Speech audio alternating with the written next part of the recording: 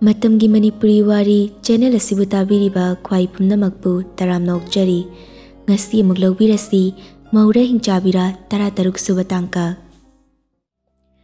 Nungsi icham chamna keri yengbada doctor mali magi maithong adu yengbada yamna nungsiba mida oina tawi ma hek ubaga anabaga se thuna phagadaba mali kurti ama setli aduga pambomdana magi apron do yali makut nakana madana stethoscope adu pairi aduga magi kadagi tholai Sakhi nang bulurabo lori ma chakadai noigi aima kainu na samdubo punsilu yadraba adumna thadoklido samse kangdri adugini dryer to yadrabo ma dryer to base samyamna suyena tawbani horin hospital yobaga kanglani aduda samse peni tumna singrage phari chaksi saru ingrani Nungsi spoon nama paiduna chak to kotlaga chaba hore khara charaga adum hogalakle aduga mama da manam namhalaga thokri machanupi na chatkibadu yenglaga lehauri mama Sakhisu sumleptana thorakpana hospital yoraduna gari adu mafam sana parking da park tawshilamlaga hospital manung da changsilai manung changlakpada lairiba staff sing aduna Good morning ma'am Morning sister Nungsisu magi kayok silaktuna nurse ani amasu manakta leiduna anaba yengli Yamna pagaleda aina chaw haibe hidak singda matam chana changnaina chabiyo kai story da Hoi doctor chazari Sidagi tumna bachaba guli se tharagumse aduga hana chak chaba loraga chagadaba guli sing sidi matam kharaga mu chathagise aduga henbadi chadrasi yarni Hoi doctor hoi mayamna kana hona biduna Aigi puroi babu hanagi punsida amuk halakpa ngamanbiri Dr. bu thagachari adumna haibigano sidi aikhoi gi thawni patient ama naba pharaga hankibada aikhoi ni hena harauzaribani nungairibani Doctor adidi aikhoi mu yuzarge ko namuk cheklakpada thengnarse phani yaubiro masi hairamlaga anaba matai manawani disu kadagi thokre makhoi hek thokibaga nurse aduna patient ama mukaushili asumna mathang kaushinduna patient ka yengba yaba yenglaga thadokre loiraga makhut masa hamdoklaga ngahak famlingaida double da leiriba phone duda ring ama lai ring laklibado kanano haini yengli aduga nokfet tawna phone ado paikhatli hello nungsiya che kai haige nangbu kamdorige ne tum nungairi che kai lege Chenga sise am thasina call ga tawre haiba wa ma hagi tawbani hayo che kai wano nangbu hospital da leiba natro lei che nangbu thabak kombro hoi hauzik pudi kaisi sindi patient ning maloshin gi dangai ri ado nang ekhoi manabi hanbi do khangi dana au khangi che hanbi bu kai gi khangli dino hoi Ado, madu nangi nakta lakina harakpa. Che, kaigino haise. Magi husband gi mamanaba ma nayana haibra kanum haigum tawbani. Akupa marol di khangdreisu nangina nakta lakina harakpa. Adugini. Hoyayi, lao hayo. Agi phone number se adum bibi kroche. Hainari ngai tanja aduda nurse ama nungsi manakta hatu chensilai. Doctor, amta changjaraki. Au, changlo, kai lerge. Ngarang ya haloi patient to lakna phana ngamodre hoi nang chalamo ai lagi hoi doctor nurse adu sakri nungsi macheda emergency ma lakle thamlage haiduna call adu kakle hamduna leirambadagi masutuna patient aduna leiba room adu tana laki yorakpada patient aduna thanga ma pairaga koichen chenduna leirambadu nungsi su ure patient aduna nungsi ubada magi manakta chenslai Nungsi kaisi thawa sadana ahal ladri yengduna dumak leiri khara naksilakpaga Baba kari tawnarage Patient aduna nungsi gi manak yorakpada khutta pairamba thanga du thadaraduna tumina laikre nungsi amukasu Baba kari hainu moina nachada hayo Bema ayadagi lamhangsida chatkena tawbani aduga moina aibu pharaga dum thamlini ne Oh Hꯧjikti babagi hakchangse yam sonthari aduna kannaba hidak kaplaga aiga chatse. Hoi, hidak kaplagadi ai kangadra. Kandoini mayam. Oh, adudi kaplase loiraga chatnaba. Nungsina themnaudana ahal adu bed aduda hiphallaga ngasaidagi kapa yadana paiduna leiriba tumkinaba hidak adu nurse tagi lauduna kapsili. Hidak adugi mayaina ahal adu tumkhre. Mel nurse amana.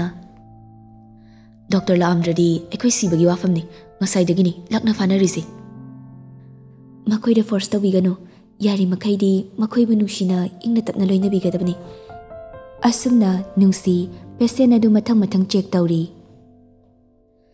Somdana san machi da ungduna lei bobosu san senanaba honabada awaba madi oire san kada leirambadagi thuna mapanda thoki.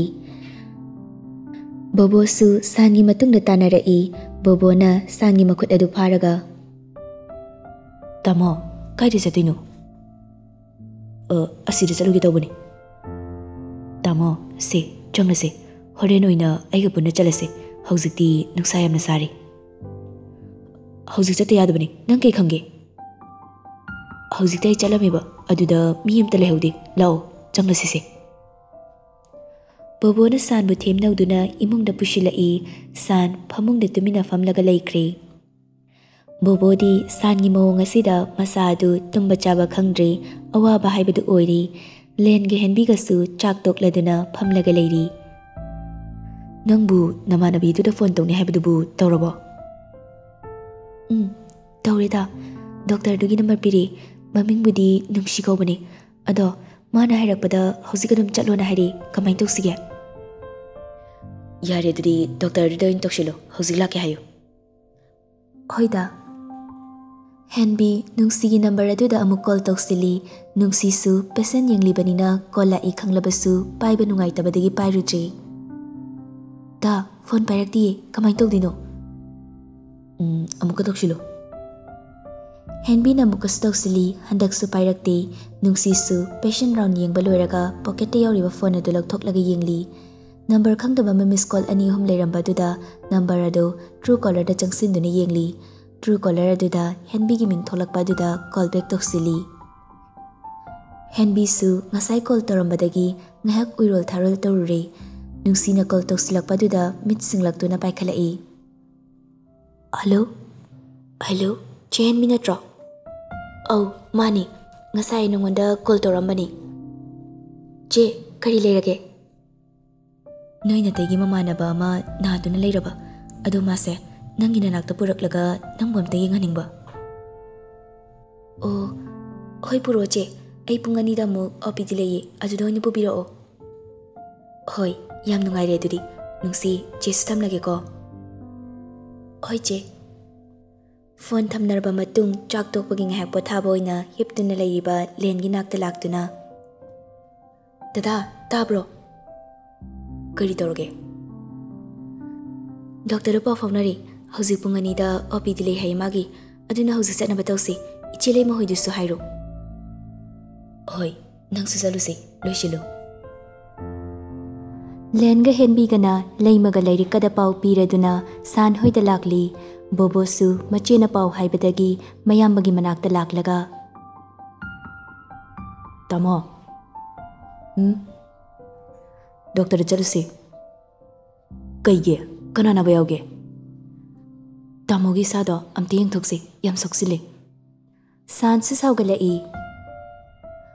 Noina kayinoba aina asunadana doctor purise. Ai doctor chatpane sungangamle. Chalo naksu ai kadagi thokro chalo. Lei masu lakladuna san bu themli san thembada sungya yadri len su lakladuna san gi kada changsilai. Bye, nang lo shinribo. Nang kay dobla ino. Bye, kay gino asuk sauna leramisibo kari torge. Moina ise doctor da puni na sunada ba ingonda moina khalibis kari no ba. Bye, nang nai haibagi doctor da chatse haibanati nang na tumba chaba yadana leraklido adugi yengthoklusi tawbani nasadu nomo gi sum soksilakpada yengyadre adugi phanaba doctor da chatlusi haibani. As noisidi ai hainaroi duri yamna. Yarese loshilo kuidusu natabasibu.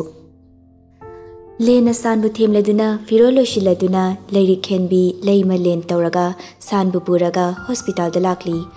Gari adu fazana park tawsilamnaga makoisu hospital manungda changsilai. Lena ticket kakladuna san yengnaba turn ngaiduna leiri. Nurse amana sanbu kaushilakduna len henbiga loinana sanbu pushilai. San nungsi ubada ngakna yenglaga leiri. Lena Bye, sida phamase. Sana amuk bye. Noibu ai kaisi tawdida. Hoiba, ado amtangdi yenghanseba. Nungsina amuk kari nungaitabano do hairo. Noina ibu namdana anabo hendorene ko. Nungsi adum khangle sangi mawong aduda karamna loinagani haibadu. Nang naba kakisnateba tu sida leise aikoi henbigi manau nupi singni nanga su khangnan ge tobani. Nungsi no fet tawraga ming kai kaubige. San khumde tumina dum lei. Kaigino khumdridubo ming haiba phawda talabo. Ming khanglaga kaidoge haino. Ming khangladi ibani kauna ngangna bayaridana adugini. San koi. Oh, aigina nungsi kawe. Ado somna ingondagi kitang hanba mali. Aduna dasan haina dum kaurage ko. San khumde adum tumina lei. Dasan aiwa mahangi. Dase kai thabak tawge. San sawgalai. Kaino, aigi thabak ka hanglidubo. Nang adu khanglaga kaidogdino. Nupi noina pamliba uribase. Sel paiba nungaiba du khakta natro. Sel kam pamge noe. Dasan se yam sawgalina sak aduk fazaraga adumna sawbada pakjade sawgano tapna dum hayo. Ai dasan gi sel pambagi hangbanati sum chumna khangdana tawbani. San wa makha tarakidri nungsina lende ingit tawduna mapanda puthokhankre. Len sanbu mapanda thamlamduna amuksu nungshigi manakta changsilaklaga. Doctor, anabasibu ngallingaida puraklibase yamna pharabani. Sidagi henjin kradi layengbada awaba ma oidoribani. Magise thaudo kharada magi thamoida penkidaba mina lakchakiba kharadagi achakpa sawningwagi mami ama tawbadona tawri. Aidi hidak hana thadringaida magi history se mayek singna hana khangningi. Doctor, ai haizagi yani. Aigi tawse yum palo yadana matam sangna leraki. Adubu ekhoi myam changdana nupi ama sembiraga luhongli. Luhonglaba matungda nupido mapamda mamanai haiduna chatkibadagi mathong marom khangdana ona tainabada case toksilakhi. Nupiduna leiba ngamlaroi haibadagi divorce tokre. Divorce torba matungda khanglakpa wari amana. Nongmai manaba doctor amana magi nupido magi manakta laklaga mitamliba ngangdo thugaikre haiduna hairaki. Masigi thawdokse nupiduga kainadrikanda thokiba warini. Khanglakpana kainakraba matungda khangnarakpani. Adu numitagi aigi tawse ngangna saknaba amata yakidri. Sigumba wakal mayamsina puba thangba ngamdabadagi nisada laichuba haibada oiraki. Hauzikna sigi phibam sida leirakibni doctor. Aikhoisu hana medicine doctor amada tana zarure. Adubu phagalakpa uraktabasida yaragadi doctor aigi tawse phanabam to hanabiyu. Aisu aigi ngamba thakta honazagi. Ado yumda leibabudi sida leibani hena fadaw male. Aduna nabase sida thamnaba tawse haibabu maduni hena pame doctor. Manau nupa ama lei masu wazari mabu senabada yamna wazari. Phare dudi hayengdagi admit tawrase. Doctor, yaragadi ngasidagi dum admit tawbibi yaridra. Hoi, phare ngasi tawnaba tawrase dudi. Yam nungaijare doctor. Adudi ai OPD se loirakanda wari fazana sanarase. Dadana Jihenbigi husband oidini ko. Henbina kumlai. Mani, aigi husband ni. Adudi che ai horen cheda paw phawrak lagi. Ai OPD loibaga. Hoyai, nungsi nangna dasanbu phanabam to honabiu. Hoi che. Henbiga lengas tholakduna mapana famduna leiri. Leimaga leirikadasu nungshina hairakliba wasinga du tamle. Leima leirikasu munna taraba matungda hospital da lekpada yanari. Adudi sida kana kana di leini. Aikhoi muk chalukiba taribra. Iche, ꯕꯣꯕꯣꯗ ꯁꯤꯗ ꯀꯧꯔꯁꯤ ꯏꯕꯥꯏꯒ ꯂꯥꯛꯑꯣ ꯍꯥꯏꯔꯁꯤ ꯍꯣꯏ ꯍꯣꯏ ꯑꯗꯨꯃꯥꯏꯅ ꯇꯧꯔꯁꯤ ꯕꯣꯕꯣꯒ ꯂꯩꯃꯒꯤ ꯅꯨꯄꯥꯒꯁꯨ ꯌꯨꯝꯗꯒꯤ ꯐꯤ ꯈꯔ ꯄꯨꯔꯛꯇꯨꯅ ꯂꯥꯛꯂꯤ ꯑꯗꯨꯒ ꯁꯥꯟꯕꯨ ꯑꯦꯗꯃꯤꯠ ꯇꯧꯅꯕ ꯀꯟꯅ ꯍꯣꯠꯅꯔꯤ ꯁꯥꯟ ꯇꯧꯔꯤꯕ ꯃꯑꯣꯡꯗꯨꯗ ꯃꯩ ꯍꯧꯅ ꯁꯥꯎꯔꯤ ꯁꯣꯝꯗꯅ ꯗꯣꯂꯤ ꯃꯄꯥꯝꯗ ꯆꯠꯂꯨꯔꯒ ꯍꯜꯂꯛꯅꯕ ꯇꯧꯔꯤ ꯒꯥꯔꯤ ꯄꯥꯔꯀꯤꯡ ꯐꯥꯎꯕ ꯑꯦꯟꯖꯦꯂꯥꯅ ꯊꯤꯟꯕꯤꯔꯛꯏ ꯒꯥꯔꯤ ꯄꯥꯔꯀꯤꯡꯗ ꯂꯦꯞꯂꯗꯨꯅ ꯒꯥꯔꯤ ꯉꯥꯏꯔꯤ ꯑꯦꯟꯖꯦꯂꯥꯅ ꯆꯦ ꯏꯇꯩ ꯂꯥꯛꯀꯅꯤ ꯍꯥꯏꯕ꯭ꯔꯣ ꯂꯥꯛꯑꯣꯏꯗ ꯊꯕꯛ ꯍꯜꯂꯝꯈꯤꯔꯣꯏ ꯒꯥꯔꯤꯁꯨ ꯅꯇꯩꯅ ꯄꯨꯈ꯭ꯔꯦ ꯇꯟꯖꯥ ꯑꯗꯨꯗ ꯒꯥꯔꯤ ꯑꯆꯧꯕ ꯑꯃꯁꯨ ꯑꯦꯟꯖꯦꯂꯥ ꯍꯣꯏꯒꯤ ꯃꯅꯥꯛꯇ ꯈꯥꯝꯁꯤꯜꯂꯛꯏ ꯒꯥꯔꯤ ꯑꯗꯨꯗꯒꯤ ꯖꯦꯀꯤꯁꯨ ꯅꯣꯛꯃꯤ ꯅꯣꯛꯃꯤ ꯇꯧꯔꯒ ꯀꯨꯝꯊꯔꯛꯏ ꯖꯦꯀꯤ ꯑꯣꯏꯔꯝꯕ ꯑꯗꯨꯗ ꯗꯣꯂꯤ ꯍꯔꯥꯎꯅ ꯖꯦꯀꯤ ꯅꯪ ꯑꯣꯏꯔꯦ ꯀꯗꯥꯏꯗ ꯆꯠꯂꯨꯏꯅꯣ ꯏꯇꯩꯃ ꯑꯩ ꯊꯕꯛ ꯃꯐꯝꯗꯒꯤ ꯍꯜꯂꯛꯄꯅꯤ ꯏꯇꯩꯃ ꯃꯥꯂꯦꯅ ꯆꯪꯁꯤꯜꯂꯛꯏꯅꯤ ꯏꯇꯩꯃꯕꯨ ꯀꯥꯏꯗ ꯆꯠꯂꯨꯏꯅꯣ ꯑꯩꯁꯦ ꯏꯄꯥꯝꯗ ꯆꯠꯂꯨꯕꯅꯤ ꯑꯣ ꯖꯦꯀꯤ ꯑꯦꯟꯖꯦꯂꯥꯗ ꯑꯣꯟꯁꯤꯜꯂꯒ ꯈꯪꯗꯕ ꯁꯥꯔꯒ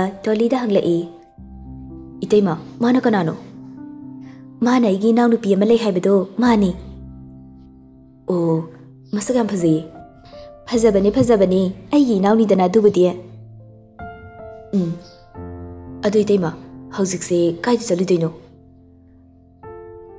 ꯑꯩꯁꯦ ꯀꯩꯁꯨꯕꯨꯗꯤ ꯆꯠꯂꯔꯣꯏ ꯌꯨꯝꯗ ꯍꯟꯒꯦ ꯍꯥꯏꯗꯅ ꯒꯥꯔꯤ ꯉꯥꯏꯔꯝꯂꯤꯅꯤ ꯑꯣ ꯑꯗꯨꯗꯤ ꯏꯇꯩꯃ ꯑꯩꯁꯨ ꯌꯨꯝꯗ ꯍꯟꯗꯣꯔꯕꯅꯤ ꯌꯥꯔꯗꯤ ꯑꯩ ꯑꯗꯨꯝ ꯊꯤꯟꯖꯔꯝꯃꯒꯦ ꯌꯥꯏꯌꯦ ꯍꯩꯃꯥ ꯑꯩꯗꯤ ꯄꯨꯡꯀꯥꯎ ꯀꯥꯎꯏ ꯕꯦꯃꯥ ꯃꯥꯁꯦ ꯈꯪꯅꯧꯋꯣ ꯑꯩꯈꯣꯏ ꯂꯩꯀꯥꯏ ꯊꯪꯅꯕꯗꯒꯤꯅꯤ ꯃꯤꯡꯅ ꯖꯦꯀꯤ ꯀꯧꯕꯅꯤ ꯄꯩꯁꯥꯒ ꯌꯥꯝꯅ ꯄꯥꯏꯕꯅꯤ ꯊꯤꯀꯥꯗꯥꯔ ꯐꯥꯎꯕꯅꯤ ꯈꯪꯅꯧꯋꯣ ꯑꯣ ꯍꯣꯏ ꯑꯗꯨ ꯏꯆꯦ ꯑꯩ ꯆꯪꯂꯒꯦ ꯏꯃꯥꯅ ꯆꯪꯂꯛꯇ꯭ꯔꯦ ꯍꯥꯏꯔꯝꯂꯅꯤ ꯍꯣꯏ ꯆꯪꯉꯣ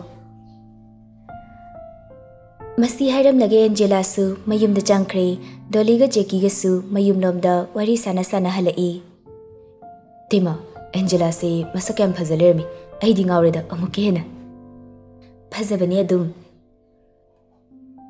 ꯑꯗꯨ ꯇꯦꯃ ꯃꯥꯒꯤ ꯀꯦꯁꯇꯨꯕꯨ ꯂꯣꯏꯁꯤꯟꯈ꯭ꯔꯕꯣ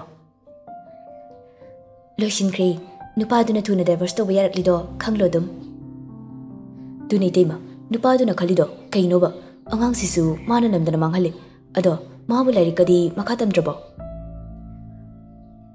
ꯇꯝꯗ꯭ꯔꯤ ꯏꯀꯥꯏ ꯍꯥꯏꯗꯅ ꯇꯝꯂꯣ ꯌꯥꯗ꯭ꯔꯦ ꯑꯣ ꯑꯗꯨ ꯏꯇꯩꯃ ꯋꯥ ꯑꯃꯗꯤ ꯑꯩ ꯍꯥꯏꯗꯣꯂꯤꯀꯣ ꯑꯩ ꯈꯪꯉꯤ ꯑꯩ ꯂꯣꯏꯅ ꯈꯪꯉꯤꯀꯣ ꯅꯪꯅ ꯍꯥꯏꯅꯤꯡꯂꯤꯗꯣ ꯀꯩꯁꯨ ꯋꯥꯔꯨꯔꯅꯨ ꯁꯤꯗꯒꯤꯗꯤ ꯑꯩꯅ ꯅꯪꯒꯤ ꯐꯅꯕ ꯁꯤꯜꯂꯛꯑꯗꯣꯏꯅꯤ ꯋꯥꯔꯤ ꯁꯥꯟꯅ ꯂꯥꯛꯄꯅ ꯗꯣꯂꯤ ꯍꯣꯏ ꯊꯣꯡꯒꯥꯟ ꯌꯧꯔꯦ ꯗꯣꯂꯤꯁꯨ ꯒꯥꯔꯤꯗꯒꯤ ꯀꯨꯝꯊꯔꯦ ꯕꯨꯡꯉꯣ ꯑꯩꯈꯣꯏꯗ ꯆꯥ ꯍꯥꯎꯕ ꯑꯃ ꯊꯛꯂꯨꯁꯤꯗꯅ ꯌꯥꯔꯅꯤ ꯇꯩꯃ ꯑꯩ ꯀꯣꯟꯅ ꯑꯃꯨꯛ ꯂꯥꯛꯀꯦ ꯍꯩ ꯀꯔꯤꯒꯤ ꯌꯥꯕꯅꯣ ꯀꯨꯝꯂꯣ ꯋꯥꯔꯤ ꯁꯥꯟꯅꯗꯧꯕ ꯃꯌꯥꯝ ꯂꯩꯔꯤ ꯂꯥꯛꯑꯣ ꯖꯦꯀꯤꯁꯨ ꯒꯥꯔꯤ ꯑꯗꯨ ꯃꯐꯝ ꯆꯥꯅ ꯈꯥꯝꯂꯝꯂꯒ ꯗꯣꯂꯤꯒ ꯂꯣꯏꯅꯅ ꯏꯃꯨꯡꯗ ꯆꯪꯃꯤꯟꯅꯔꯛꯏ ꯁꯣꯝꯗꯅ ꯁꯥꯟ ꯍꯣꯁꯄꯤꯇꯥꯜ ꯑꯗꯨꯗ ꯑꯦꯗꯃꯤꯠ ꯇꯧꯔꯒ ꯂꯩꯔꯤ ꯁꯥꯟ ꯃꯁꯥꯗꯨ ꯍꯥꯟꯅꯗꯒꯤ ꯈꯔ ꯁꯥꯎꯅꯤꯡꯅ ꯂꯩꯕꯗꯒꯤ ꯑꯃꯨꯛꯀ ꯍꯦꯟꯅ ꯁꯥꯎꯅꯤꯡꯕ ꯍꯦꯟꯒꯠꯂꯛꯏ ꯑꯗꯨꯕꯨ ꯃꯥ ꯐꯣꯡꯂꯨꯗ꯭ꯔꯤ ꯃꯣꯏꯒꯤ ꯑꯄꯥꯝꯕ ꯇꯧꯖꯔꯁꯅꯨ ꯍꯥꯏꯅ ꯋꯥ ꯑꯃꯠꯇ ꯂꯣꯟꯗꯅ ꯇꯨꯃꯤꯟꯅ ꯂꯩꯈ꯭ꯔꯦ ꯅꯨꯡꯁꯤꯁꯨ ꯁꯥꯟꯒꯤ ꯃꯅꯥꯛꯇ ꯂꯥꯛꯂꯒ ꯕꯤꯄꯤ ꯆꯦꯛ ꯇꯧꯔꯕ ꯃꯇꯨꯡꯗ ꯄꯣꯊꯥꯅꯕ ꯍꯤꯗꯥꯛ ꯈꯔ ꯑꯍꯥꯟꯕꯒꯤ ꯑꯣꯏꯅ ꯊꯥꯔꯤ ꯂꯦꯟꯅ ꯆꯦ ꯑꯗꯨꯗꯤ ꯁꯤꯗ ꯀꯅꯥ ꯂꯩꯁꯤꯒꯦ ꯕꯣꯕꯣꯅ ꯑꯃꯨꯛ ꯈꯨꯝꯂꯛꯏ ꯗꯥꯂꯦꯟ ꯑꯩ ꯑꯗꯨꯝ ꯂꯩꯔꯒꯦ ꯍꯣꯁꯄꯤꯇꯥꯜꯗ ꯃꯤ ꯌꯥꯝꯅ ꯂꯩꯕꯁꯨ ꯌꯥꯗꯕꯅꯤꯗ ꯅꯪꯒꯤ ꯊꯕꯛꯇꯤ ꯀꯝꯗꯧꯕ ꯃꯇꯝ ꯈꯔ ꯑꯩ ꯁꯨꯇꯤ ꯂꯧꯊꯣꯛꯈ꯭ꯔꯦ ꯐꯔꯦ ꯑꯗꯨꯗꯤ ꯑꯩꯈꯣꯏꯁꯨ ꯑꯃꯨꯛ ꯍꯜꯂꯒꯦ ꯅꯪꯁꯨ ꯐꯖꯅ ꯂꯩꯔꯣꯀꯣ ꯂꯦꯟ ꯍꯦꯟꯕꯤ ꯂꯩꯔꯤꯛ ꯂꯩꯃꯒꯤ ꯅꯨꯄꯥ ꯃꯈꯣꯏꯁꯨ ꯃꯌꯨꯝꯗ ꯍꯟꯈ꯭ꯔꯦ ꯅꯨꯡꯁꯤꯁꯨ ꯑꯅꯥꯕ ꯔꯥꯎꯟ ꯆꯪꯂꯝꯂꯒ ꯃꯥꯁꯨ ꯗ꯭ꯌꯨꯇꯤ ꯂꯣꯏꯔꯒ ꯃꯌꯨꯝꯗ ꯍꯜꯂꯛꯏ ꯂꯝꯕꯤ ꯍꯜꯂꯛꯄꯗ ꯗꯤꯄꯥꯔꯠꯃꯦꯟꯇꯦꯜ ꯁ꯭ꯇꯣꯔꯗꯒꯤ ꯑꯆꯥꯄꯣꯠ ꯈꯔ ꯂꯩꯔꯒ ꯃꯌꯨꯝꯂꯣꯝꯗ ꯍꯜꯂꯛꯏ ꯒꯦꯠ ꯍꯥꯡꯂꯗꯨꯅ ꯒꯥꯔꯤ ꯊꯧꯁꯤꯜꯂꯛꯇꯨꯅ ꯒꯦꯔꯦꯖꯇ ꯒꯥꯔꯤ ꯊꯝꯂꯒ ꯏꯃꯨꯡꯗ ꯆꯪꯁꯤꯜꯂꯛꯄꯗ ꯅꯨꯡꯁꯤꯒꯤ ꯃꯕꯨꯡꯒꯤ ꯃꯆꯥꯅꯨꯄꯥ ꯃꯥꯂꯦꯝꯊꯣꯏꯕꯁꯨ ꯅꯨꯡꯁꯤ ꯂꯥꯛꯄꯒꯤ ꯃꯈꯣꯜ ꯇꯥꯕꯗ ꯆꯦꯟꯊꯣꯔꯛꯏ ꯅꯦꯅꯦ ꯑꯩꯒꯤ ꯑꯆꯥꯄꯣꯠ ꯂꯩꯔꯛꯄ꯭ꯔꯣ ꯂꯩꯔꯦ ꯅꯦꯅꯦꯅ ꯅꯪꯒꯤ ꯑꯆꯥꯄꯣꯠ ꯃꯌꯥꯝ ꯑꯃ ꯂꯩꯔꯛꯏ ꯅꯦꯅꯦ ꯀꯥꯏꯗꯨꯝ ꯄꯤꯔꯛꯑꯣ ꯅꯨꯡꯁꯤ ꯃꯥꯅ ꯂꯩꯔꯛꯂꯤꯕ ꯑꯆꯥꯄꯣꯠꯇꯣ ꯂꯧꯊꯣꯛꯇꯨꯅ ꯄꯤꯔꯤ ꯁꯦ ꯁꯤꯗ ꯂꯩꯔꯦ ꯆꯥꯔꯣꯀꯣ ꯁꯈꯤꯁꯨ ꯃꯆꯥꯅꯨꯄꯤꯒꯤ ꯃꯈꯣꯜ ꯇꯥꯕꯗ ꯆꯥꯛꯈꯨꯝꯗꯒꯤ ꯊꯣꯛꯂꯛꯏ ꯕꯦꯃꯥ ꯅꯪ ꯍꯜꯂꯛꯑꯕꯣ ꯏꯃꯥ ꯍꯜꯂꯛꯑꯦ Malem thoiba. Bobo, nene nai ge chapon me am lai rei ba. Aima, ahau bani ne masugi haubi se. Lao lao, bubu ka lai paurasi. Nungsi achapot khawda pushilaga chakumda changsila I. Divya su insang semlaga dining chair da famlaga leirami. Nama, kay insang thong dino. Nga thong silagi tawri kay no dubo. Achapot ne. Ibe ma nang suya he achapot pu nungtigi leirakli kay gino. Inama nungtigi leiraktradi ay boy hingda kamay layo hayno. Chak tok paga seral yung ludini yeng na chana ba leirakpani. Nang bukari seral yung lino. Inama Egypt ki seral fazabam lae adu yeng banida. Oh, aikoy si seral se hana diyam ni yeng lambani. Hauziti yeng ning bapawdreda tabak mayam sida adum nangdre. Inama ay su kya pak yeng dida. Hauziki seral se yam yeng banungayi adu yeng bani. Maduga yeng leradi noy tamo na ibu ngang badalurani. Mawalaruno ngahek yeng babu. Adoy nama chak toy sithong bayaw bigi ay khomkut amta hamlaga dress sense store kumlaki ko. Hoy. Nungsi chakum dagi thoklaklaga magi kada kakhat ki Divya su insang sem na nungsi gi mataw adu da nokli Divya gi wakalda. Kaya da chamdi bano ay gi jalse. Masa doktor amani haiduna pongthokpa chokthokpa amata stokdi. Magi wakalse pura ngang machagi mongni mana leibase. Hoida sumaina leibana hena phai. Hauzik matamgi irang yaudana leirise yam phagreda. Divya su wakal khana chak insang thongna balak nakri